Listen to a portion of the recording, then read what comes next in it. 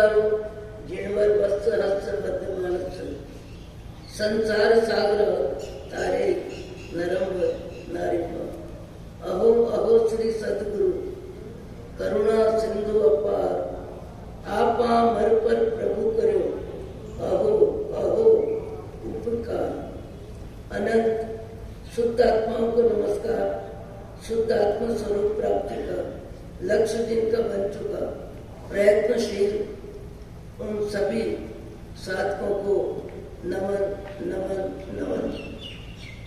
प्रभु परमात्मा देवादेव भगवान महावीर स्वामी के शासन में राजस्थान की धरती कोटा शहर सत्संग और स्वाध्याय के माहौल में दानवाड़ी दादावाड़ी परिसर में आप हम सब सम्मिलित हैं अपने ही चेतन चिदानंद को जागृत करने के लिए। प्रश्न उठता है कि अपने में अपने को पहचानना, अपने में अपने को जानना, अपने में अपने को मानना, अपने में अपने को मानना सम्यक दर्शन, अपने को अपने में जानना सम्यक ज्ञान और अपने में अपने को जीना सम्यक चारित्र, जिनके संदर्भ में कल कार्यक्रम होने की बात है। जन्म से लेके देहांत तक उनके जीवन के व्यक्तित्व के विकास को, व्यक्तित्व की उपयोगिता को, परमार्थ और परोपकार को, करुणाभाव और सेवा भाव को और सबके प्रति सद्भावना, सबके प्रति मैत्री भावना और अपने भावों में अपनी आत्मा को सबसे ज्यादा महत्व देना, ऐसी गुरुवर्य विचक्षण श्री जी महाराज के संदर्भ में कार्यक्रम बताने की बात है। आपको हमको सबको जीवन मिला है, हम देखते भी हैं दिखाते भी हैं, पर देखने वाले को देखने का भाव हमारे मन में पैदा ही नहीं होता। देखता कौन है, सुनता कौन है, समझता कौन है, देखता कौन है, समझता कौन है, जानता कौन है, वह शक्ति, उस शक्ति को ही कहते हैं आत्मा। और वो आत्मा को जो जानता है उसके कई संबोधन होते हैं, वेद विज्ञानी, तत्व ज्ञानी, आत्मार्थी। जैसे राजा जनक के लिए शब्द आता है विदेही, विदेही राजा जनक के लिए शब्द आता है। विदेही कैसे? शरीर भी है, सारी जवाबदारी भी है, पर उसके बाद भी वो सबके साथ जीते हुए भी अपनी आत्मा में उनका आत्मा का ज्ञान है, वेद विज्ञान है, तत्व ज्ञान है। बाह्य जगत बाहर में है, बाह्य जगत बाहर में है। आत्मार्थी के भीतर में बाह्य जगत रहता नहीं है, बाह्य जगत का महत्व नहीं होता है। बाह्य जगत के आधार पे अपनी तुलना नहीं करते हैं। बाह्य जगत के आधार पर पद और पैसे को लेके व्यक्ति की जो मान्यता है वो मान्यता बदल जाती है। वेद विज्ञान तत्व ज्ञान होने के बाद पैसा भी रहता है, परिवार भी रहता है, नाम भी रहता है, सब रहता है, पर सब प्रवृत्ति को वो अपने जीवन में पुण्य कर्म का उदय मानता है। पुण्य और पाप और दोनों के आधार पे व्यक्ति को शारीरिक वैभव भी मिलता है, पारिवारिक व्यवस्था भी मिलती है, आर्थिक सुविधा भी मिलती है, नाम दाम सब मिलता है। पर यदि जीवन में पाप का उदय होता है तो शारीरिक अवस्था में भी व्यवस्था प्रतिकूल रहती है, और प्रतिकूल रहती है तो प्रतिकूलता और अनुकूलता व्यक्ति को बहुत ज्यादा समझ में आती है, जल्दी समझ में आती है। राजा जनक की सभा में एक बार कौन आए, सबको नाम याद होगा। राजा जनक की सभा में अष्टावक्र जी आते हैं और अष्टावक्र जी का शारीरिक स्तर जितना टेढ़ा मेढ़ा है, जितना अव्यवस्थित है, वो सबको दिखाई देता है। और सामान्य व्यक्ति बाह्य जगत को ही देखता है, बाह्य जगत को ही दिखाता है और बाह्य जगत को ही महत्वपूर्ण मानता है और बाह्य जगत के आधार पे ही व्यक्ति की कीमत करता है।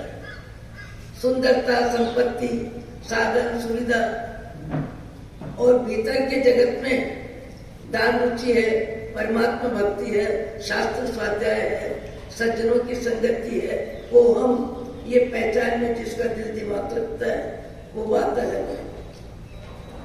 अष्टावक्र जी जैसे ही सभा में आते हैं, अष्टावक्र जी किसको कहते हैं? भीतर में जिनको आत्मा का ज्ञान है और शारीरिक व्यवस्था जिनकी अव्यवस्थित है, अव्यवस्थित शब्द में सब आ गया। और देखने वाला सामान्य व्यक्ति रंग को देखता है, रूप को देखता है, बुद्धि का अनुमान लगाता है, कपड़े को देखता है, जेवर को देखता है, उसके आधार पर उस व्यक्ति की कीमत करता है। तो अष्टावक्र जी जो आए, उनका शारीरिक स्तर इतना टेढ़ा मेढ़ा, इतना अव्यवस्थित, आम आदमी आज भी अनजान आदमी नहीं पर समझदार आदमी भी कभी कभी विकलांग व्यक्ति की मजाक कर देता है। कभी कभी जिसको आवाज बराबर नहीं है, तुतलाता है या शब्द बराबर नहीं निकलते हैं, उसकी भी मजाक बना देता है। कभी कभी व्यक्ति अपने आप को इतना समझदार मानता है कि दूसरों की कमियों के आधार पे उसका अवमूल्यांकन करने में देर नहीं लगाता है। सामान्य व्यक्ति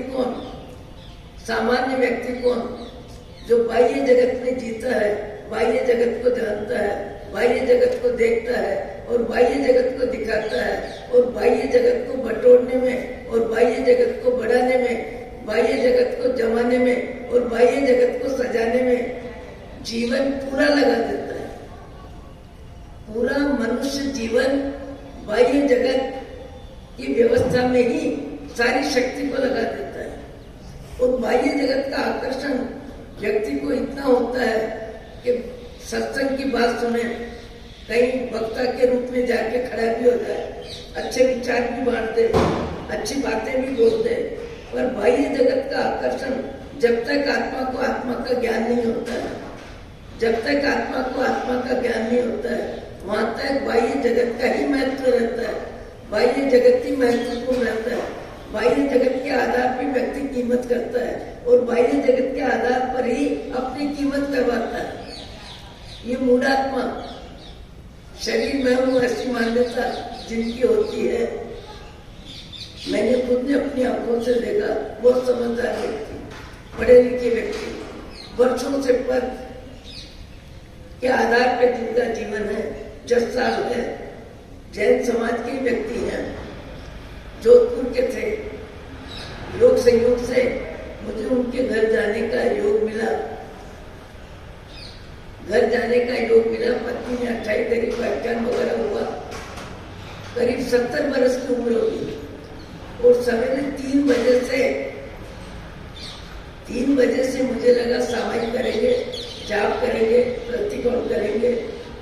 इतने जल्दी उठ गए। हम भी उनके एक विभाग में थे। मुझे मालूम पड़ा ये प्रचार प्रसार के लिए निकल रहे हैं, इसलिए कि समय चुनाव का आ रहा है, चुनाव का समय आ रहा है, इसलिए प्रचार प्रसार के लिए निकल रहे हैं। मुझे लगा उम्र क्या है, शरीर स्थूल है, उम्र बड़ी है, पर मानसिक गुस्सा इतना ज्यादा कि 3 बजे से वो अपनी व्यवस्था में लग रहे हैं।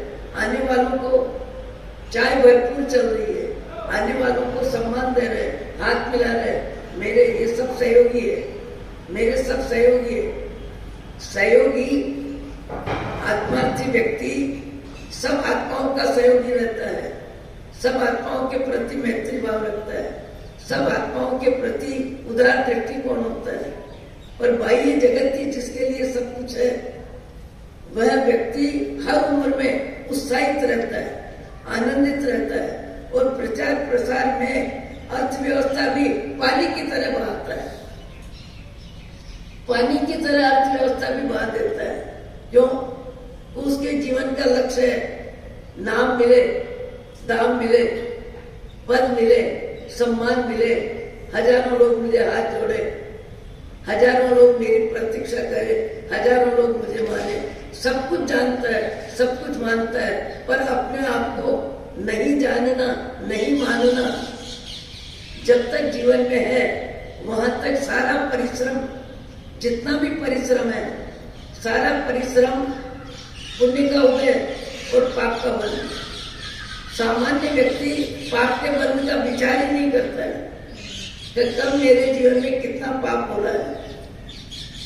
धर्मी व्यक्ति, असली धर्मी व्यक्ति, पाप कम में कम हो, ये उसका खास लक्ष्य होता है, खास दृष्टिकोण होता है। यहाँ पे अट्टावक्र जी सभा में आते हैं और सभा उनको देखती है और शारीरिक अव्यवस्था को देख के तत्काल सबके सब मुस्कुराने लगे, मजाक बनाने लगे। मजाक बनाना भी, अपमान में भी मजाक होती है, सम्मान में भी मजाक होती है, मिलने में भी हंसी आती है, प्रसन्नता होती है। कारण कई होते हैं। अट्टावक्र जी को बड़ा अजीब लगा, बड़ा अजीब लगा और कहने लगे, राजा, विदेही राजा कहलाते हो, राजा जनक तुम विदेही हो। विदेही का मतलब क्या? देह में रहते हुए जो देहातीत अवस्था, आत्मा की अवस्था को जानते हैं। पर तुम्हारी सभा, इतनी बड़ी सभा, इतने अधिक लोग, पर इतने अधिक लोग, मुझे लगता है तुम्हारी सभा जितनी बड़ी है, जितनी अच्छी है, पर मुझे देख के मेरी शारीरिक स्थिति का जो अवमूल्यांकन हो रहा है, शारीरिक स्थिति की जो मजाक हो रही है, और शरीर को ही सब मानते जानते हैं। मुझे लगता है राजा जनक, तुम्हारी सभा में चमारों की सभा है। अट्टावक्र जी ने शब्द क्या दिया? चमारों की सभा है। सब चमार है, सब चमड़ी के पुजारी है, सब चमड़ी का मूल्यांकन कर रहे हैं, चमड़ी को देख के हंसते हैं, चमड़ी को देख के राजी होते हैं। मेरी शरीर की अव्यवस्था सबको हंसा रही है। इसलिए राजा जनक, तुम्हारी सभा में वेद विज्ञान, तत्व ज्ञान, आत्मज्ञान कुछ भी नहीं है। जिस शरीर को देख के सब हंस रहे हैं, तुम्हारे शरीर में, और जो हंस रहे हैं उनके शरीर में यदि है क्या? है क्या? भीतर में है क्या? भीतर में है क्या? भीतर में चमड़ी को हटा के यदि देखे तो मालूम पड़े कि भीतर में है क्या। भीतर के आधार पर व्यक्ति का मूल्यांकन होना चाहिए। खाण मूत्र ने मरनी, रोग जरा निवास अनुदान, काया एवं गणी ने मान तजी ने कर सार्थक काम। श्रीमद राजचंद्र कहते हैं, हे जीवाराम, हे जीवाराम, ये शरीर पुण्य का उदय है, बुद्धि की अधिकता पुण्य का उदय है, पैसे की अनुकूलता, परिवार की अनुकूलता, ये सब पुण्य का उदय है। पुण्य के उदय का उपयोग, पुण्य के उदय का उपयोग वैराग्य में हो, त्याग में हो, दान में हो, करुणा में हो, भाव में हो। शरीर का क्या मोह करना, शरीर का क्या मोह करना। आज भी जिसकी आत्मा में समझदारी है, वो शरीर की सुंदरता का मोह नहीं करता, वो शरीर की सुंदरता का मोह नहीं करता, पैसे का भी, अधिकार का अहंकार नहीं करता। आज भी अपने को यदि अधिक चाहने वाले, मानने वाले हैं, तो उसकी वजह से उसको मान नहीं आता। आपने, हमने सबने सुना है, सनत कुमार चक्रवर्ती, सनत कुमार चक्रवर्ती, चक्रवर्ती का वैभव कितना। चक्रवर्ती की प्रशंसा किसने करी? इंद्र महाराज ने करी, देवलोक में करी। और क्या कहा कि सनत कुमार चक्रवर्ती जैसी शारीरिक सुंदरता, शारीरिक सुंदरता देखने को मिलेगी नहीं। इतने अधिक सुंदर, इतने अधिक सुंदर, उनकी सुंदरता की प्रशंसा सुन के दो देवों ने क्या कहा, आखिर मनुष्य मनुष्य है, हाड़ मांस का पुतला है, खाण मूत्र ने मलनी रोग जरा निवासन धाम। हम जो भी खाते हैं प्रसन्नता से खाते हैं, मन से खाते हैं, अनुकूल भोजन करते हैं। भोजन करते समय हमारा भाव क्या रहता है? यदि भोजन अनुकूल है, स्वाद के अनुकूल है, मन के अनुकूल है, व्यक्ति प्रसन्नता से खाता है। पर प्रसन्नता से भोजन करता है, पर भोजन करने के बाद यदि उसके भोजन में बाल आ गया, भूल से मक्खी आ गई और आधा मिनट में खाया हुआ भोजन दांत से चबाया हुआ, जीभ पे रखा हुआ, अभी गले भी नहीं उतरा है, नीचे भी नहीं गया है, और उस आधा मिनट में जिसको मन से खाया, प्रसन्नता से खाया, उसी भोजन के ग्रास को यदि वापस निकालना पड़ता है, मक्खी है या बाल है, कितना जल्दी में उसका परिवर्तन है। भोजन आपकी थाली का है, आपने मन से खाया है, आपका ही शरीर है, आपका ही मुंह है, आपके ही दांत है, आपकी जिह्वा है, और उससे आपने उस भोजन को चबाया। चबाते समय उसको चबाने के बाद जब बाहर निकालते हो, आधा मिनट का समय लगता होगा, पर आधा मिनट में जिस भोजन को प्रसन्नता से किया और वही ग्रास यदि वापस निकालते हैं, तो वापस निकालने के बाद उस भोजन का परिवर्तन, आकृति का परिवर्तन, उसकी सुंदरता का परिवर्तन, उसकी उपयोगिता का परिवर्तन कितना हो गया, कैसा हो गया? आधा मिनट के बाद उसी ग्रास को वापस खाने में व्यक्ति का मन होता है, वापस खाने में मन नहीं होता। वही भोजन है जो पेट में जाता है, पेट में जाने के बाद शरीर को सप्लाई करता है, खून, मज्जा, मवा जो भी है, भोजन के माध्यम से शरीर की सारी व्यवस्था होती है, और व्यवस्था होने के बाद वही भोजन बचा खुचा, बेकाम का, बिना काम का, फिर मलमूत्र के रूप में बाहर आता है। और जब बाहर आता है तब उसके प्रति हमारा दृष्टिकोण कितना बदल जाता है। अपनी कमाई का है, अपने घर का है, अपने घर वालों ने बनाया है, आपने बैठ के खाया है, प्रसन्नता से खाया है, और खाने के बाद 4-6 घंटे, 8 घंटे, 10 घंटे में शरीर के भीतर जाने के बाद उसका उपयोग शरीर के लिए भीतर में उसका उपयोग होता है, और उपयोग होने के बाद बचा खुचा, बिना काम का, बेकार का भोजन का परिवर्तन मलमूत्र के रूप में बाहर आता है। अपना ही शरीर है, अपना ही पेट है, आपने थाली में बैठ के भोजन किया है, भोजन आपने बनवाया है, आपकी पसंद का है, पर इस संसार में परिवर्तनशील संसार का क्या स्वरूप है? हम किस पे राजी होते हैं, किस पे इतराते हैं, किसका मोह करते हैं, कितना मोह करते हैं? शरीर वही है, और मनुष्य जीवन में खाने की व्यवस्था अलग है, पर गति बदलने पर जीव यही है, जीव नहीं बदलता है, शरीर बदलता है, कर्म बदलता है, पुण्य पाप बदलता है। एक इंद्रिय, बेंद्रिय, तेंद्रिय, चौरेंद्रिय में यही आपका मेरा शरीर जो वर्तमान में मनुष्य जीवन में है, कौन है? जीव है, मनुष्य शरीर में है, और पुण्य के उदय में है। यहाँ जितनी अनुकूलता है, जितनी व्यवस्था है, खाने की, पीने की, रहने की, नहाने की, धोने की, सारी व्यवस्थाएं हैं। और गति बदलने के बाद इसी जीव को सारी परिस्थिति बदलने पे कहाँ जीना पड़ता है, कैसी परिस्थिति में जीना पड़ता है, कैसी परिस्थिति जीता कौन है? यही जीव अनंत काल से जी रहा है, पर अभी भी जीव को असली समझ नहीं आ रही है।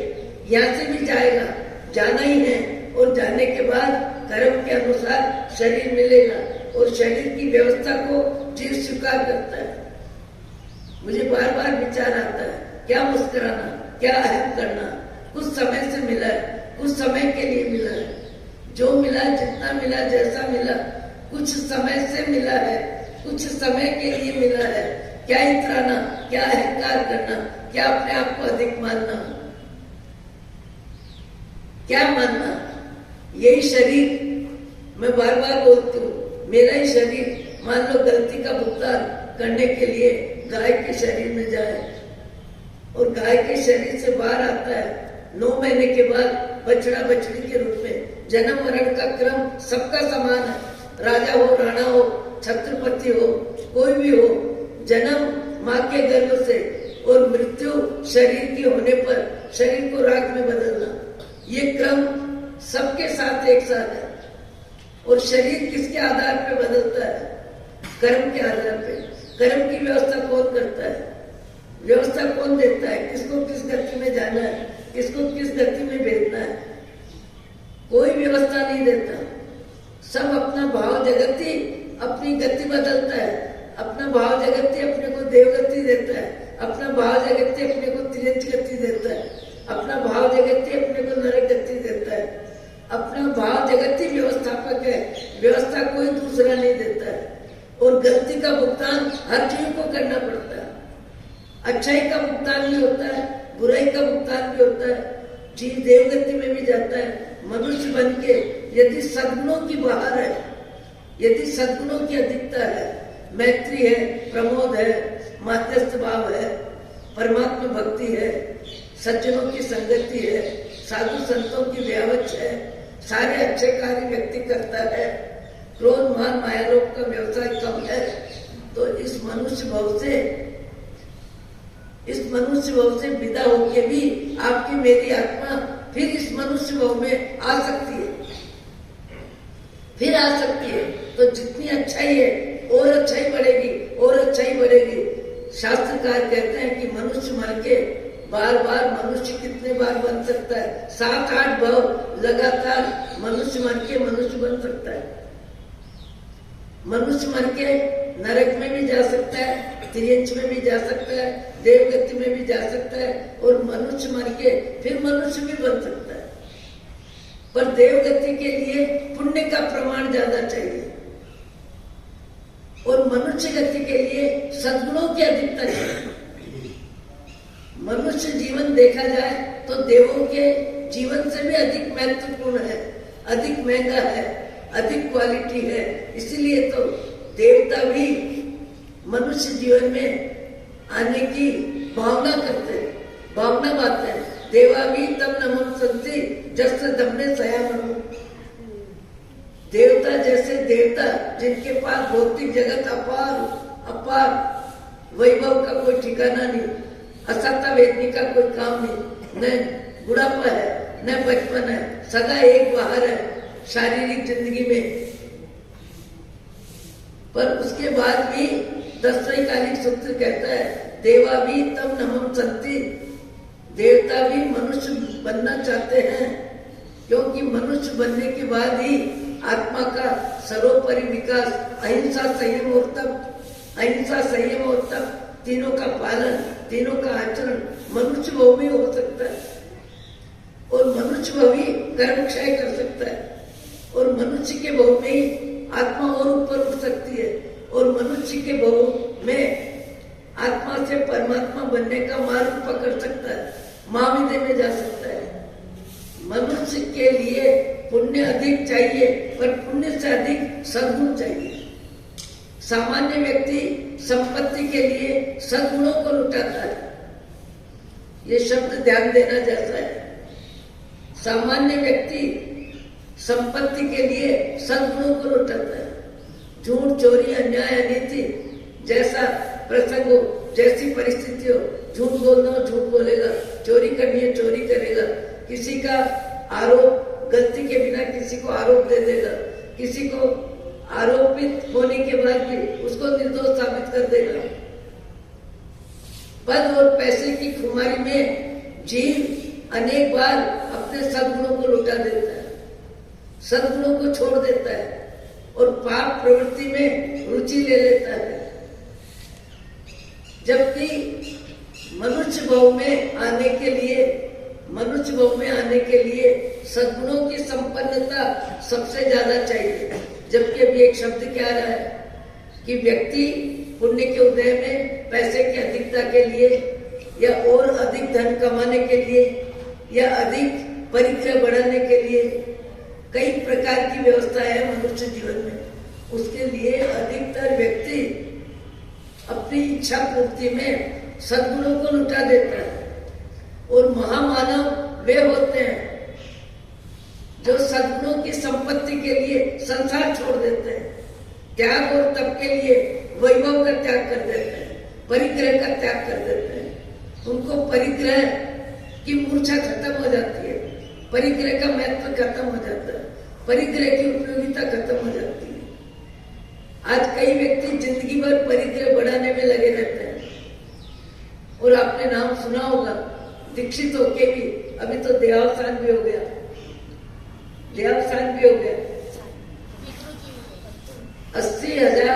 80 लाख रुपया जिनकी एक नंबर की कमाई का बैंक में था, अतुल शाह जिनका नाम था, और रामचंद्र सूरी महाराज के अंतिम शिष्य बने, आखिरी शिष्य बने, त्यागता वैराग्य में जीवन जिया। पर 80 लाख रुपए एक नंबर के जिनके बैंक में थे और 30 वर्ष की उम्र में जिन्होंने संयम लिया, तब पिताजी ने हर दिन 1 लाख की ड्रेस बनवाई। 15 दिन तक नई ड्रेस पहनाना, पिता का मोह, पिता का भाव, मेरा बेटा जंगल का जोगी बनेगा, सब कुछ छोड़ रहा है। ऐसे अतुल शाह जब मुनि बनते हैं और मुनि बनने के बाद उनका नाम हितरुचि विजय। हितरुचि नाम क्या है? हितरुचि। हित किसका? आत्मा का हित हो उस रुचि से जिन्होंने संयम लिया और उत्कृष्ट जीवन जिया। मुझे भी उनके 2 बार दर्शन करने का मौका मिला और यहाँ तक कि दीक्षा से पहले भी गृहस्थ जीवन में भी दादा गुरु दत्त सूरी जी की जन्मभूमि कलिकुंड तीर्थ में उनसे मिलने का मौका भी मिला। दीक्षा बाद में हुई उनकी, उससे पहले भी मेरी उनकी बातचीत हुई। जब आत्मा का महत्व समझ में आता है तब बाह्य जगत उसके लिए फीका हो जाता है। बाह्य जगत का आकर्षण, लगाव, मोह, माया सब 9 2 11 हो जाती है। और जब तक परमात्मा और आत्मा का महत्व समझ में नहीं आता है वहां तक व्यक्ति बाह्य जगत का ही क्या रहता है? साथी जी कह रहे हैं बाह्य जगत का ही पुजारी रहता है। बाह्य जगत कैसे बढ़े? बाह्य जगत। अरे आप कितना भी बाह्य जगत को बढ़ा लो, रहने का समय तो जो जितना लेके आया है उतने समय ही टिकना है। और जाते समय सारी दुनिया जानती है, सारा परिग्रह छूटेगा, सारा परिश्रम पानी होगा, आने वाला शरीर जो मिलेगा, जैसा मिलेगा उसी में जीना है। जैसे मैंने कहा कि गलती का रिजल्ट भोगने के लिए यदि मेरे भी जीव को गाय के गर्भ में जाना पड़ा और बछड़ा बछड़ी के रूप में आना पड़ा, शरीर बदल जाएगा, सारी व्यवस्था बदल जाएगी, परिचय बदल जाएगा, प्रसिद्धि बदल जाएगी। मणिप्रवासी जी के रूप में मानने वाले उस समय गाय के बछड़े को बछड़ी के रूप में ही जानेंगे, उस रूप में ही जानेंगे, उस रूप में ही मानेंगे। और वो जीव भी कितना आश्चर्य है, ऐसी सुविधा साधन में रहने वाला जीव 9 महीने के परिवर्तन के बाद मिट्टी मिला घास खाने को तैयार हो जाता है। मिट्टी में ही सोता है, मिट्टी में ही बैठता है, मिट्टी मिला पानी पीता है। गति जन्य व्यवस्था जीव सब जगह स्वीकार करता है। गति जन्य परिस्थिति जीव सब जगह स्वीकार करता है। मनुष्य भाव में महापुरुषों का मार्गदर्शन स्वीकार नहीं करता, परमात्मा की आज्ञा स्वीकार नहीं करता। जबकि परमात्मा की आज्ञा में जीव का उत्थान है, जीव का कल्याण है, नरक तिरेज गति से छुट्टी है और मनुष्य और देव गति से भी अपने स्वभाव में जाने की पात्रता बढ़े, ऐसा महापुरुषों का मार्गदर्शन होता है। पर महापुरुषों के मार्गदर्शन में रुचि नहीं होती है, पर गति बदलती है, उसके बाद चीज सब स्वीकार करता है। आप हम सब आंखों के सामने देखते हैं, गाय को भी देखते हैं, घोड़े को भी देखते हैं, बछड़े को भी देखते हैं, बछड़ी को भी देखते हैं। उनको क्या खाना मिलता है, रहने की व्यवस्था क्या, खाने की व्यवस्था क्या। जीव यही है, जीव नहीं बदलता है। जीव अनंत काल से संसार में है, संसार में रहेगा। जब आत्मा परम पद पाएगी तब शुद्ध अवस्था होगी। उसके अलावा जीव 4 गति 84 लाख में सब परिस्थिति स्वीकार करता है। मुझे तो सबसे ज्यादा विचार आता है, जीव की क्या स्थिति है। सुअर बनता है, सुअर के शरीर में 6 बच्चे पैदा करता है। शरीर सुअर का होता है, बच्चे पैदा होते हैं, पर वहां भी आत्मा है। आत्मा आपकी मेरी तरह ही आत्मा है, ऐसी आत्मा है। अति में पाप का भुगतान करने के लिए उस जीव को ऐसे हल्के में हल्के शरीर में जाना पड़ता है। कितना हल्का शरीर, कैसा हल्का शरीर, जिसको आपकी मेरी आंख देखना पसंद नहीं करे। अपने शरीर का मलमूत्र छोड़ने के बाद व्यक्ति उस तरफ देखना पसंद नहीं करे। सुअर का जीव उस सुअर की गति में विष्ठा को भोजन करता है, विष्ठा का भोजन करता है। आपका मेरा जीव सब करके आया है, अनंत काल से संसार में पाप का भुगतान सबने किया है। यहाँ कैसी भी ऊंची अच्छी अवस्था है, पर कब से कब तक पाप का भुगतान सबको भोगना पड़ता है। पर मनुष्य की बहुत बड़ी प्रमाद अवस्था है कि पाप में उसकी रुचि रहती है। पाप लगता ही नहीं है। झूठ, चोरी, अन्याय, अनीति को लेकर के उसको विचार ही नहीं आता है। उसको ये विचार आता है, आज मैंने 10 लाख कमा लिए, 2 लाख कमा लिए, 10,000 कमा लिए, 20,000 कमा लिए। कमाने में जो भी व्यवस्था रही, जैसे शब्द रहा, जैसा कार्य रहा, सब चलेगा, सब चलेगा। व्यक्ति का सबसे ज्यादा पाप कमाने में परिग्रह रुचि होती है। सबसे ज्यादा परिग्रह रुचि, नाम की रुचि, दाम की रुचि। नाम कब तक, नाम कब तक। यहाँ से जाने के बाद यहीं किसी का जन्म हो जाए, उसके बाद भी उसका नाम यहाँ का नाम नहीं रहेगा। नाम का समय कितना, दाम का संपर्क कितना, मनुष्य आयु का समय कितना। और मनुष्य आयु में भी अधिक आयु हो और शरीर बीमार हो, शरीर अति वृद्ध हो, शरीर चलने लायक भी नहीं रहता, घूमने लायक भी नहीं रहता। उस शरीर से भी जीव क्या करता है, कुछ नहीं करता है। पर सत्य समझने आने के लिए मनुष्य की पात्रता ही नहीं होती है। गतिजन्य हर परिस्थिति स्वीकार करता है, गतिजन्य हर परिस्थिति जीव स्वीकार करता है। अनंत बार की है और अभी भी अता पता नहीं है। अभी भी पता नहीं पाप का भुगतान करने इस जीव को कब कहां जाना पड़े। देख के दया आती है, देख के दया आती है, पर अपने भावों में पाप का बंध न हो, ऐसी दया जिसको आएगी। जैसे पुण्य श्रावक भगवान महावीर के परम शिष्य और पुण्य का व्यापार, उनको आत्मा के सिवाय कुछ समझ में नहीं आता था, केवल रोटी खाने जितना। और भगवान महावीर ने भी जिनको धर्म लाभ दिया। भगवान महावीर त्याग में, तप में, भक्ति में और आत्मज्ञान में, कर्म क्षय करने में, कर्मों का भुगतान करने में, अपनी आत्मा को निर्मल बनाने में जिस व्यक्ति का जीवन होता है, उस व्यक्ति को परमात्मा भी धर्म लाभ देते हैं। करोड़पति, अरबपति, सेठ, साहूकार, चाहे प्रधानमंत्री हो, चाहे राष्ट्रपति हो, चाहे मुख्यमंत्री हो, वो संसार उसको महत्व देगा। संसार की व्यवस्था में उसकी उपयोगिता है, सब कुछ है। उसके बाद भी क्रोध, मान, माया, लोभ के व्यवसाय में उनकी गति की मति निरंतर चलती है। भगवान महावीर के मार्गदर्शन में जिसका मन मार्ग को प्राप्त करेगा, वो बाह्य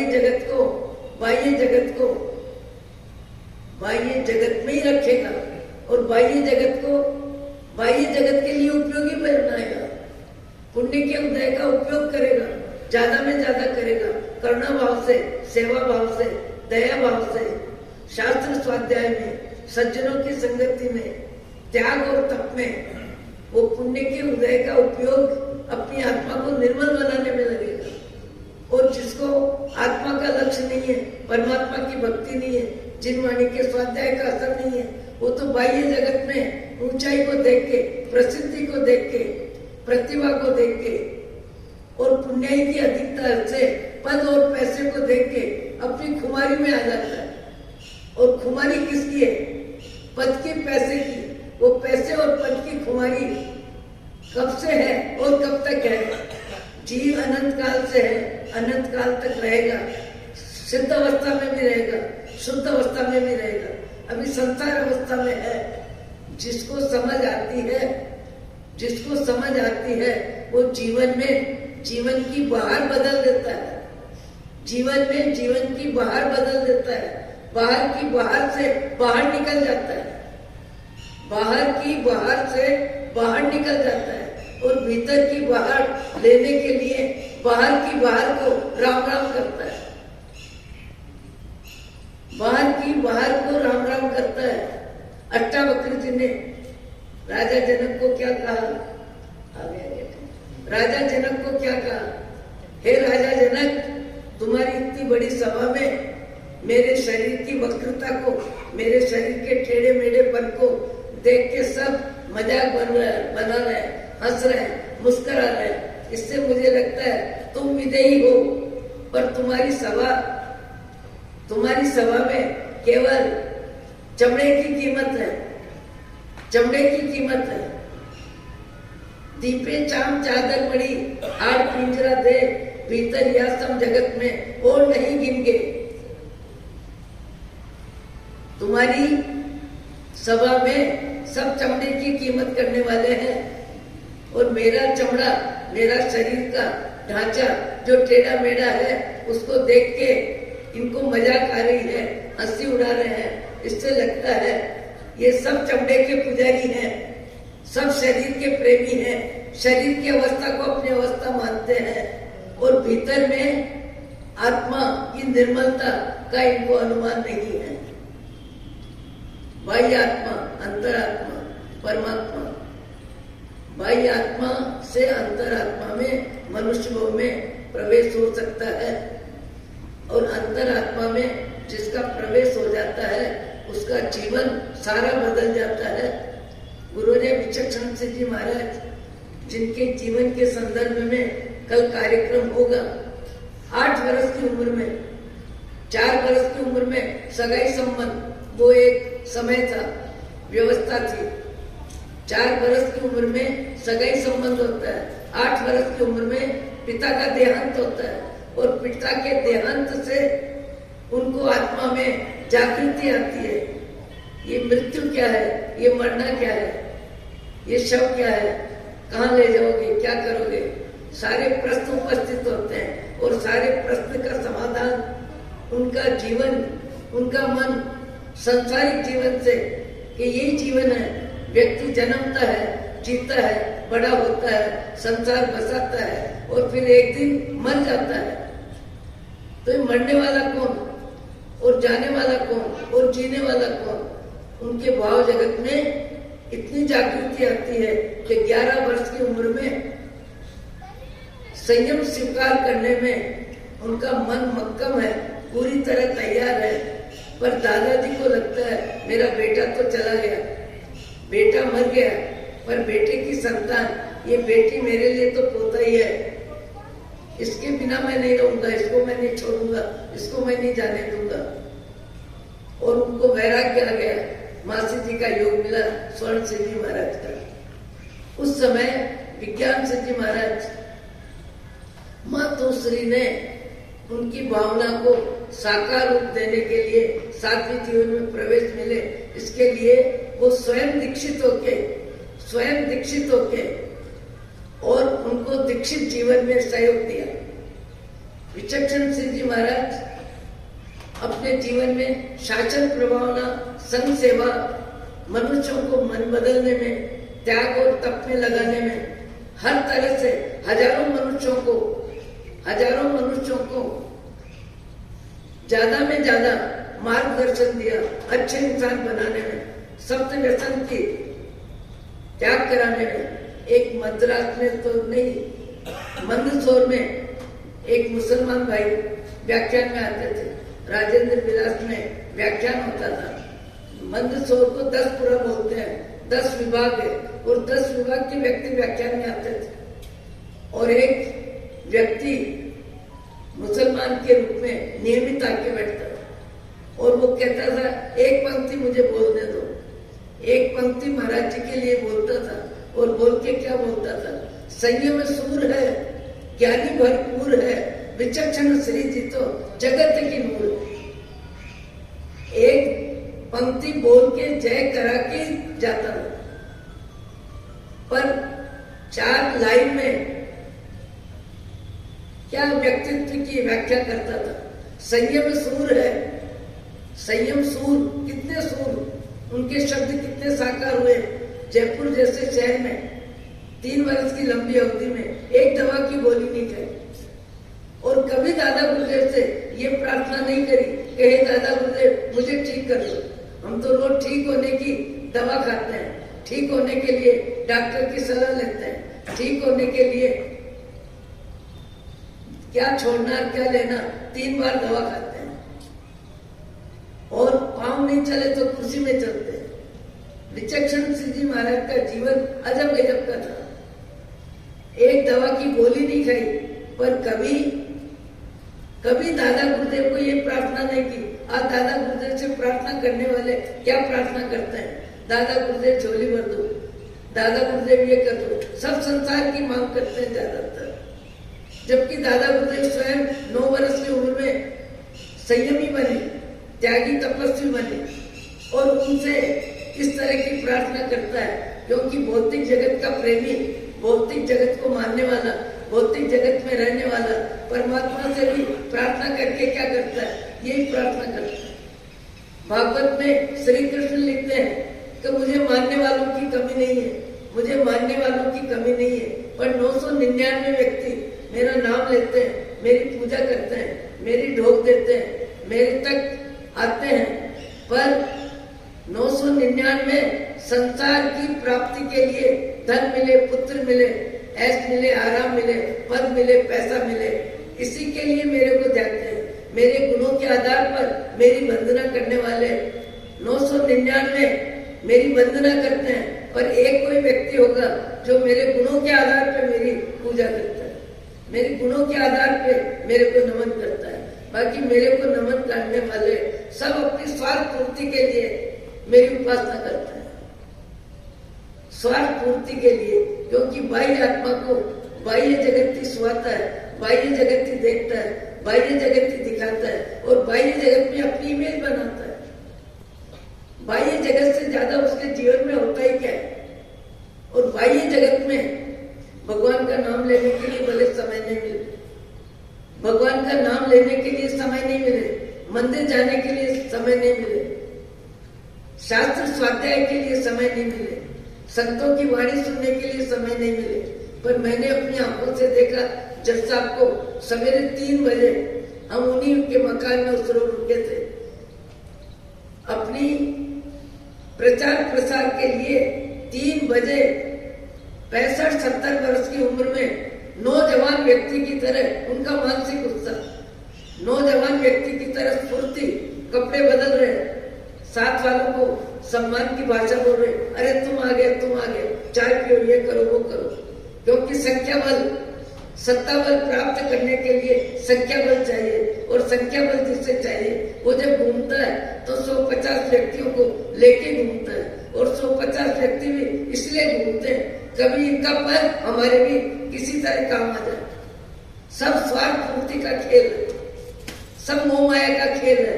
केवल एक जिंदगी का पसारा है, केवल एक जिंदगी का पुण्य का उदय का प्रकाश है। शरीर बदलने पर जीव कब कहाँ जाएगा। जैसे मैंने कहा, मेरा ही जीव यदि कोई गलती करता है, यहाँ सारी सुविधा है, मुझे रहने की सुविधा, आहार की सुविधा, पानी की सुविधा, दवा की सुविधा, जो चाहिए मुनि जीवन में।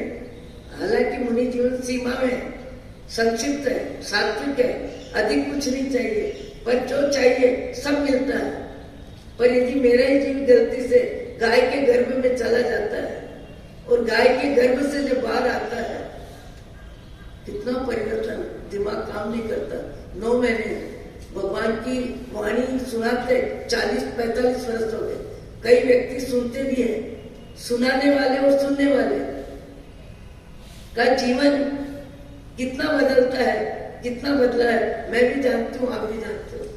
पर गति बदलने पर जीव सब परिस्थिति स्वीकार करता है। 9 महीने ही लगते हैं।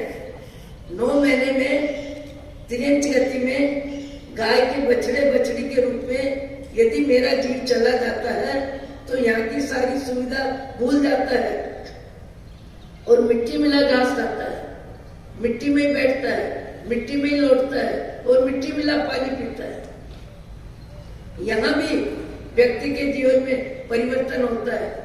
करोड़पति यदि रोडपति बन जाता है तो वो भी परिस्थिति स्वीकार करता है। यदि असाता वेदनी का उदय आता है, घर परिवार के सदस्य मौज मजा करते हैं, आने में जाने में, खाने में पीने में, विवाह शादी जन्म मरण मरण सब में उनका कार्यक्रम व्यवस्थित चलता है। पर अति में जिसको बीमारी आ जाती है, असाता वेदनी का उदय होता है, वो अपने बिस्तर में ही पड़ा रहता है। उसकी जरूरत पूरी कर दो, बस इतना ही होता है। असाता के उदय को भी स्वीकार करता है, पाप के उदय को भी स्वीकार करता है, बीमारी को, गरीबी को भी स्वीकार करता है, अपने स्वभाव को भी। शरीर मेरा स्वस्थ रहे, हालांकि शरीर जाएगा कभी न कभी, पर स्वस्थ रहे ये भी अच्छी बात है। पर स्वस्थ रहे इसके लिए व्यक्ति आदत बदलता है। आदत बदलता है कि नहीं, ये बार बार बोलने में आता है। शुगर का रोगी डॉक्टर यदि बता देता है कि आपको शुगर हो गई है, वर्षों की मीठी चाय पीने वाले, मिठाई खाने वाले 2 दिन में अपने मन को बदलने के लिए मन को तैयार कर लेते हैं। हार्ट के रोगी साटा रोटी सर्दी में खाने वाले लूखे फूके उबली सब्जी पे आ जाते हैं। और अर्थव्यवस्था बदले तो करोड़पति भी रोड पे आ जाता है। और असत्ता का उदय हो तो वर्षों बिस्तर पे पड़ा रहता है। सब परिस्थिति स्वीकार करता है, केवल ज्ञानियों के वचन स्वीकार नहीं करता। और ज्ञानियों के वचन जो स्वीकार करता है उसका जीवन में उद्धार होता है। 8 वर्ष की उम्र में विचक्षण सिंह जी महाराज का भाव जगत बदला। 11 वर्ष की उम्र में दीक्षा हुई और 42 वर्ष की दीक्षा में 50 वर्ष की उम्र में एक बार जन्मभूमि अमरावती में एक ही बार आए और लोगों ने देखा, कहा नन्ही मुन्नी बालिका गई थी और कहा भारत की महान विभूति बन के हमारे गांव में फिर से आई है। उस समय लोगों की आवाज में एक वाक्य था जिस कविता को भोली बाई ने बनाई थी। और क्या वाक्य था कि हे बालिका, तुम जब गई तब हमने नहीं जाना था कि तुम इतनी महान साध्वी बनोगी। नहीं जाना तुम इतनी महान, नहीं जाना तुम इतनी महान निकलोगी। शंकर बनकर राग द्वेष विश्व निकलोगी। अमर करोगी अमरावती का नाम सकल संसार। अभिनंदन है, वंदन बारंबार। उन्होंने अपने जीवन को जिस तरह जिया, जिस तरह बनाया, शरीर में रहे पर शरीर को मैं मानने की भूल उनकी कभी की खत्म हो गई। शरीर की जरूरत पूरी करना, जैसे कोई पड़ोसी को, कर्मचारी को रोटी पकड़ाता है, वैसे वो आहार करते थे। लाओ पेटरा तुम में डाल दे, लाओ पेटरा तुम में डाल दे। अच्छा बुरा गरम ठंडा, मुझे इतना भी झूठ नहीं लग सकता। वाणी की अप्रमाणिकता नहीं, प्रामाणिकता से बोल रही हूँ। कभी गरम ठंडा, अच्छा बुरा हमने उनकी आवाज में सुना ही नहीं। 22 वर्ष चरणों में रहने का मौका मिला, पर उनके व्यक्तित्व को जाना, देखा, बुद्धि स्तर पे अनुभव किया, पर जीवन में नमूना की कोई चीज नहीं आई। क्योंकि हमारे संस्कार पुराने हैं, हमारे संस्कार बहुत सामान्य है। इसलिए महापुरुषों का देखना और महापुरुषों की व्यवस्था में उनके गुणों की गाथा गाना अलग चीज है, और जीवन में आचरण में महापुरुषों के मार्गदर्शन को लेना, उसके लिए जीव की पात्रता चाहिए, उपादान की योग्यता चाहिए, भावों की निर्मलता चाहिए, पवित्रता चाहिए, प्रामाणिकता चाहिए, ऊंचे विचार होते हैं, तब मनुष्य ऊंचे विचारों को जीने में जान लगाता है। बोलिए गुरु चचन जी महाराज की जय। अहो अहो